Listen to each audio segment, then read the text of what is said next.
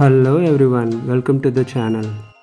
ఈరోజు mutton keema with pav ఎలా తయారు చేయాలో చూద్దాం.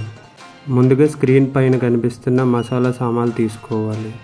చక్కగా కడిగి పెట్టుకున్న 250 గ్రామ్స్ మటన్ కీమాలో పైన స్క్రీన్లో కనిపిస్తున్న విధంగా కొత్తిమీర, పెరుగు మరియు మసాలా యాడ్ చేసుకొని స్లోగా కలుపుకోవాలి. ఇలా చేసుకున్న మిశ్రమాన్ని అట్లీస్ట్ 3 hours మ్యారినేట్ చేస్తే మసాలా బాగా పడుతుంది మటన్కి.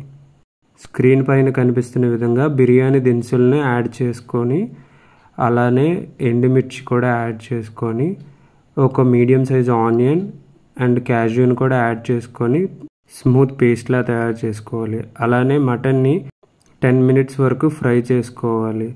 గ్రైండ్ చేసుకున్న పేస్ట్ని యాడ్ చేసుకోవాలి.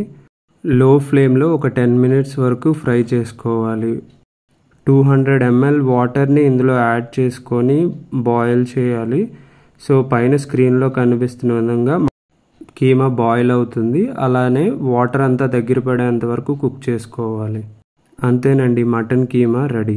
ఈ వంటకాన్ని ఒక సబ్స్క్రైబర్ రిక్వెస్ట్ మేరకు తయారు చేశాం. ఈ మటన్ కీమాతో పాటు పావుని యాడ్ చేసుకుంటే చాలా టేస్టీగా ఉంటుంది. పావుని గీ రోస్ట్ చేసుకున్నామండి. స్క్రీన్ పైన కనిపిస్తున్న విధంగా పావ్ మరియు మటన్ కీమాని అలా సర్వ్ చేసుకుంటే చాలా టేస్టీగా ఉంటుంది. మీరు కూడా ట్రై చేసి మీకు ఎలా కుదిరిందో కామెంట్లో తెలియజేయగలరు.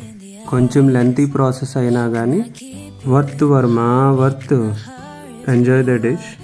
Thanks for watching. Please do like, comment, subscribe for more videos.